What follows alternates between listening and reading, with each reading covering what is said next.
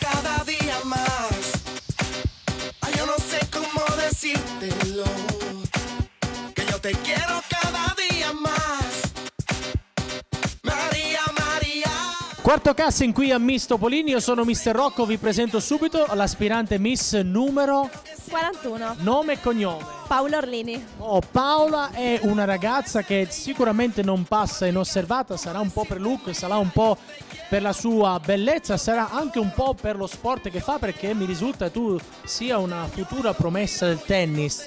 Speriamo. Speriamo, incrociamo le dita. Insomma, Paola, raccontati per gli amici di Miss Topolini, fatti conoscere dal grande pubblico che ci segue.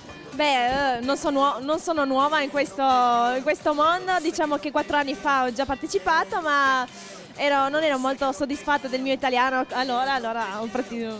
Ricordiamo che tu sei di origine, hai delle origini bellissime, di origine argentina. Argentina, sì, da Buenos Aires sono. Bellissimo. Allora, tu hai partecipato nel 2007, insomma, sono passati diversi anni, quindi hai avuto anche l'esperienza di fare già Miss Topolini, quindi sicuramente avrai tante armi da tirare fuori per arrivare in finale. Diciamo che adesso sono più allenata. Sei più allenata. Bene. Senti, qual è il tuo punto di forza? Cioè quello che è la tua arma segreta? Su cosa punti? Sull'aspetto fisico, sulla simpatia, sulla determinazione?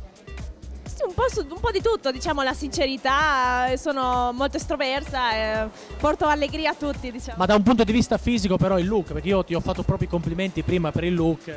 Sì, beh, il fisico, diciamo, non tanto, non sono tanto soddisfatta perché praticando tennis ho dei segni da bronzatura un po' non molto estetici, diciamo. No, non è vero, ha un colore di pelle bellissimo, va bene, dai, Paola è molto umile, in realtà è una bellissima ragazza e sicuramente farà molta strada. Allora, quella è la telecamera di Miss Topolini, quindi anche per te, come tutte le nostre aspiranti, la possibilità di salutare e dire quello che vuoi.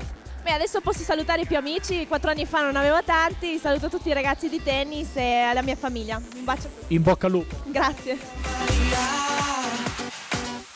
Yo te quiero cada día más. Ay, yo no sé cómo decírtelo, que yo te quiero cada día más. María, María, ya yo no sé cómo explicarte más.